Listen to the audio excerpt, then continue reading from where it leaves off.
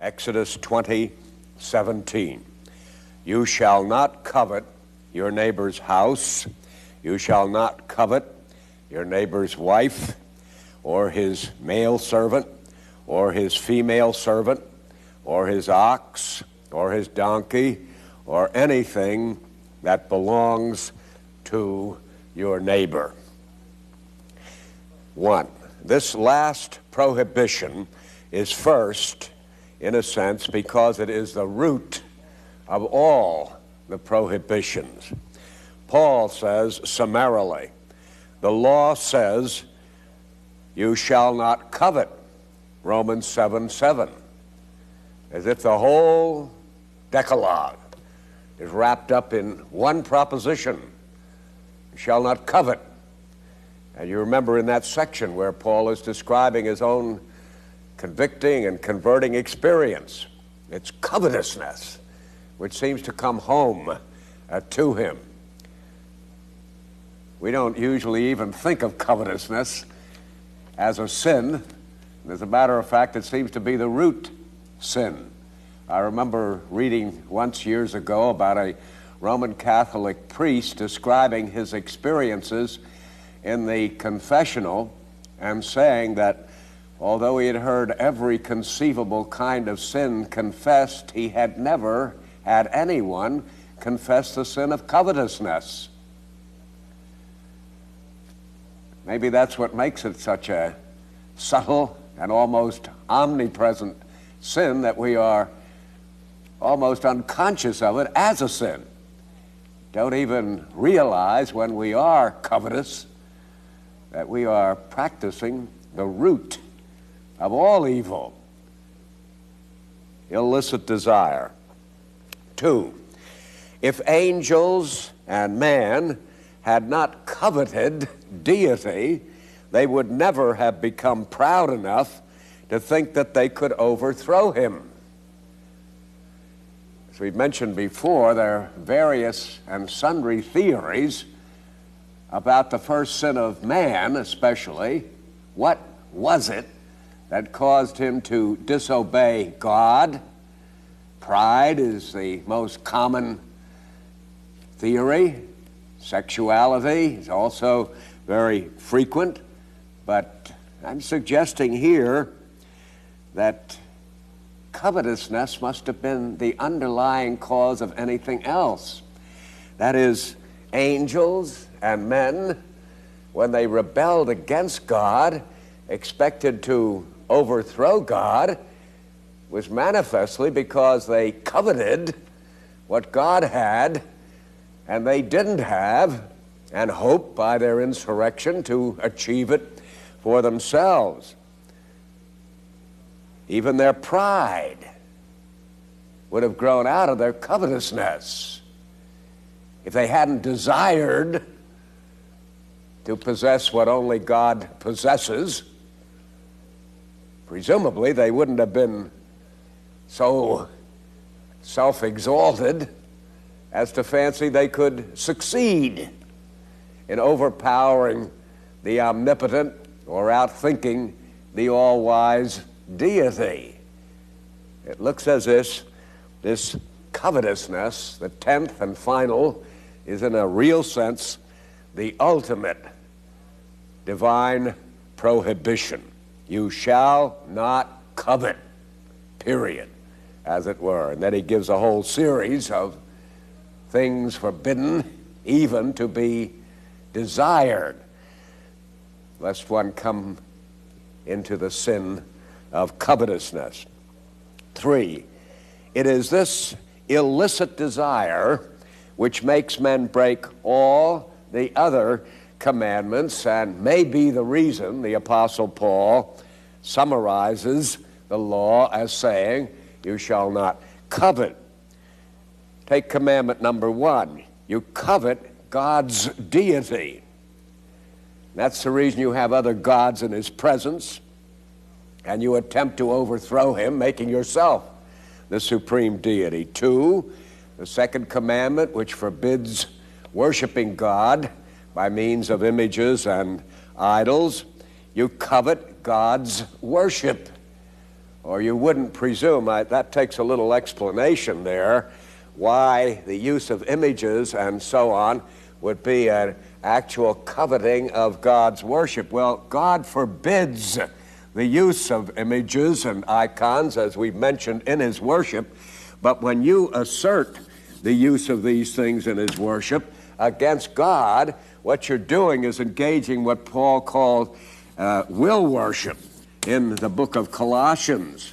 That is, you are asserting your will against God's will. This is just an expression of it. That's what I mean by saying covetousness is probably the root of disobedience to the second commandment also.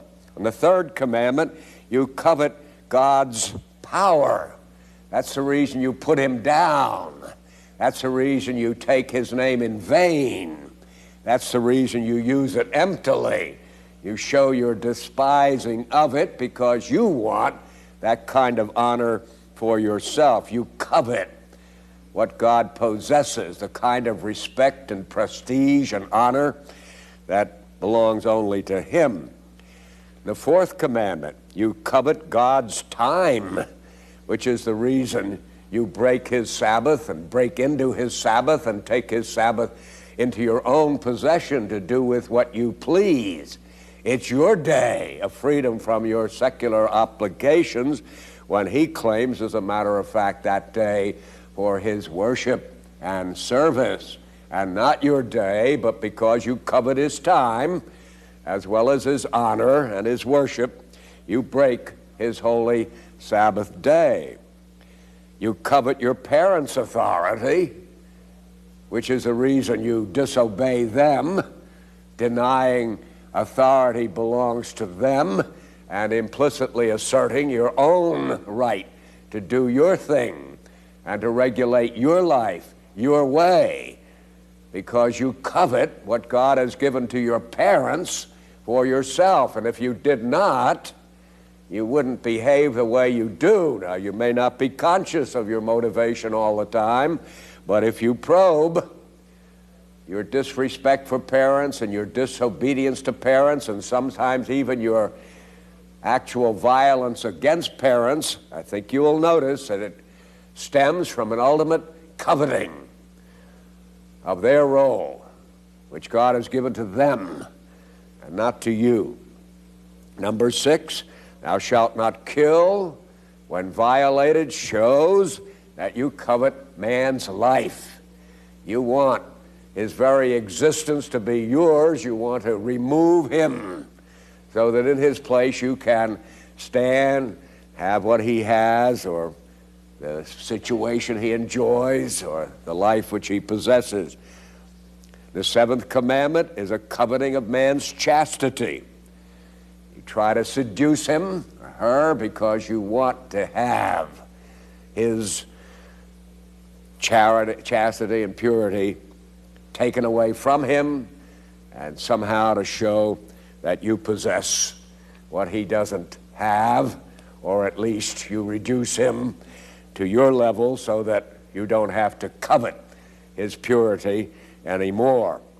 Number 8, thou shalt not steal, is an obvious coveting. Probably of all the commandments, this is the one most obviously violated by covetousness. We desire what our neighbor has. It belongs to him and not to us. And the way by which we rectify that unacceptable, though legitimate situation, is by taking away from him what is his, stealing it. And finally, the 9th commandment, thou shalt not bear false witness against thy neighbor, is broken because you covet your neighbor's reputation. You take it away by lying about him. You bear false witness against him because you covet his integrity and reputation and want to have him either reduced to your level or you elevated to his. So it is that coveting, as Paul says, is indeed the law. thou shalt not covet, is the sum and substance of it all. The last is first. And if you do not covet, you will not break any of the other commandments. And if you do covet, you're in a position to be tempted to break all of the other 9 commandments.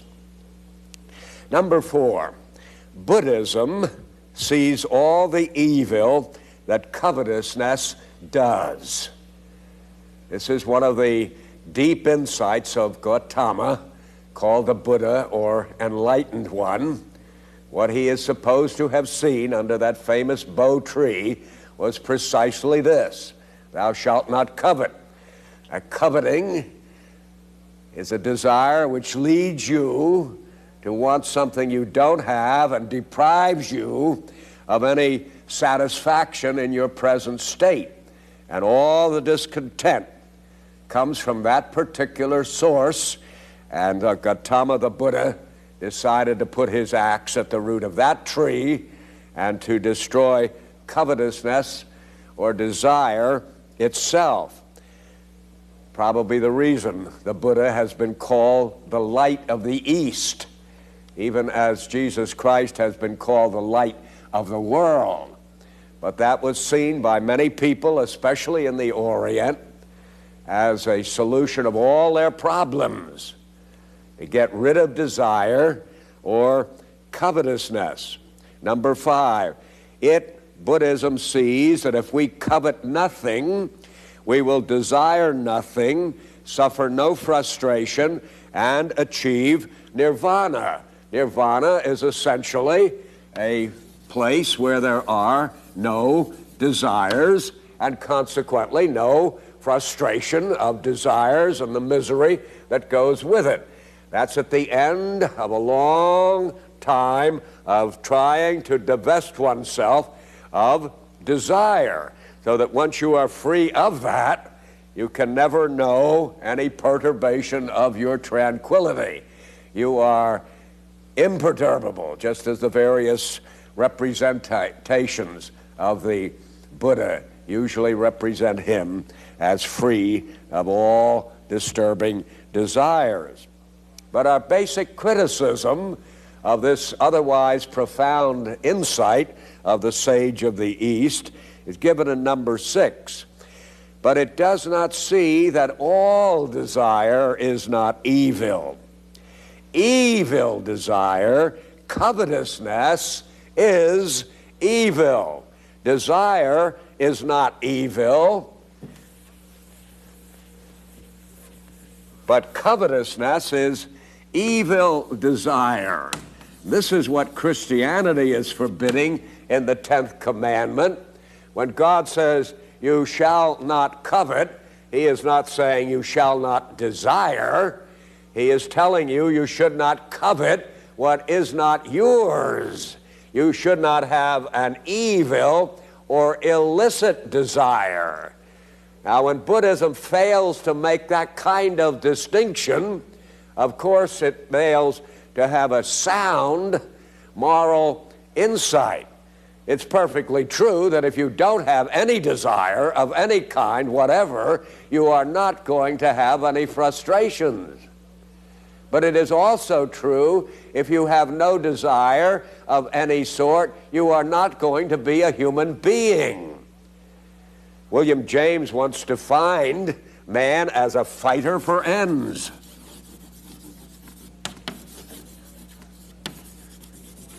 He makes that the very definition. That wouldn't be at all exhaustive, but it certainly does describe an inalienable part of the human makeup. We have goals in life. I can always remember one of my little granddaughters in a picture of her when she was only a couple months old. She was reaching. Her father was holding her near a lattice of climbing flowers. And that little tot was determined to try to reach one of those. She couldn't make it, but you could see the fighter for ends. This little thing wanted to have one of those flowers. And that was a part of her very constitution and makeup, the things she desired. And she strove to secure those desires. This is a part of human nature. It comes with us at birth, and it stays with us till death and beyond, we shall see in some of our future lectures. Christianity does not see that all desire, Buddhism does not see that all desire is not evil. Evil desire or covetousness is evil. So we say in number 7, Buddhism throws out the good baby desire with the evil wash covetousness. The very fatal mistake in any area at all, especially in an area which concerns the very living of our lives, perhaps the most vital center of our very being. The light of the East becomes darkness intense and abysmal when it suggests that we should aspire not to have any desire at all, because what it is virtually doing is saying we ought to aspire to not being human beings. And of course, that's our very nature. It's a kind of self-destruction. It achieves, of course, a lack of frustration by achieving self-destruction. It's another case of curing a headache by decapitation. A headache's always cured by decapitation. There's no disputing that. It's the most thorough and complete and final way of removing a headache. But of course, it is not a live option, if you excuse the pun there. It is absolutely a contradiction of human nature. Buddhism throws out the good baby desire with the evil wash covetousness. When I say good baby desire, some of you may think that while I'm criticizing Gautama, I'm also criticizing Gerstner, because I have said in previous lectures that all the desires of the wicked are evil. The thoughts and intents of their heart, the desires of their heart, are only evil continually. And here I'm talking about the good baby desire. Thanks for catching me up on that particular point. Let me explain a little bit more clearly here what's been implicit in what was said. Desire is a natural feature of human nature. You don't have a human being without desire. They don't exist that way, and so on. Desire is a natural feature, and as such it is good. Not in the sense that it's virtuous, but in the sense that it's a part of our composition, just as my arm is good. Not because there's any virtue in my arm, but my arm is a typical part of human makeup in this world, and it is given for useful purposes. If I'm an unregenerate sinner, I'm going to use my arm and my hand and my eyes and my total body sinfully, but being a human being, I do have desires as well as I have a mind and a conscience and a body, and these things in and of themselves are good.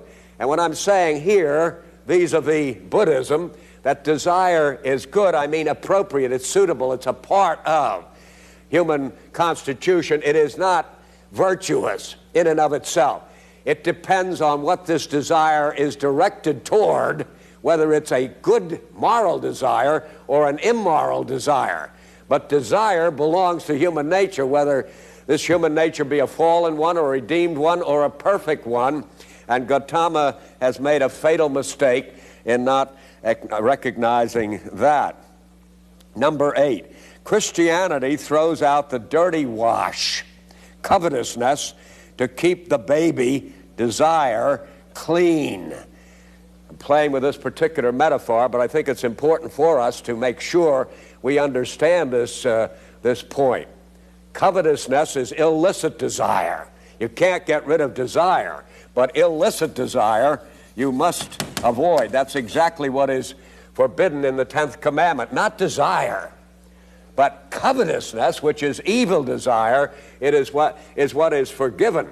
Now you must keep the desire and get rid of the illicitness. The desire for God is absolutely good. The desire for the devil is absolutely bad. And as we're born into this world, the only desire we have is for the devil and his services. And so on. When we're converted, This illicit desire is dealt a death blow, you'll remember, but a good deal of it still remains, and a Christian is commanded to fight against it as long as he lives. Not against this, but against this element in it. He tries to remove the dirty wash while he keeps, and in this particular case even purifies, a fundamentally appropriate factor in human nature, namely desire. Number 9, Christianity is a religion of intensest desire. Desire for the good. Good desire, God desire. Here we see the circle coming full swing here, showing that Christianity, properly understood, is the antithesis of Buddhism. So far from getting rid of desire, we justify its presence even in sinful people, and we aim to cultivate the purest kind of desire, and the more desire a person has, the more sanctification he has, if that desire is for Christ and the service of his kingdom.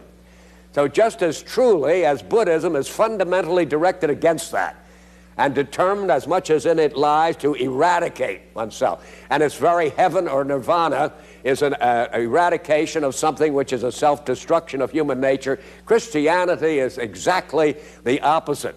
It maintains that this must be freed from all of the wrong kind of motivation and intensified in all of the legitimate desires of which human nature per se is actually capable. So you have an exact opposite here. Buddhism intent to drive that out of existence, Christianity intent to purify it of all corruption and to intensify it to the nth degree, so that a person is full of desire, but a desire for God and the good, but 100% desire for God and the good. If we have now a 10% desire, which would mark an outstanding saint in my estimation, we've got our work cut out for us. Not to do as the Buddhists are trying to do, get rid of it. On the contrary, to purify it and intensify it and make it 100% desire for God and Christ and his kingdom. Number 10, you shall seek me and find me when you shall search for me with all your heart. This is Christian nirvana, a perfect karma, not endless transmigrations, desiring to be free of desire. I hope you notice that little piece of irony here, the desiring to be free of desire. You can't even try to eradicate all desire without desiring to do so. This is one of those kind of arguments which self-destructs. If you try to operate on its basis, you have to stand on its opposition to do so.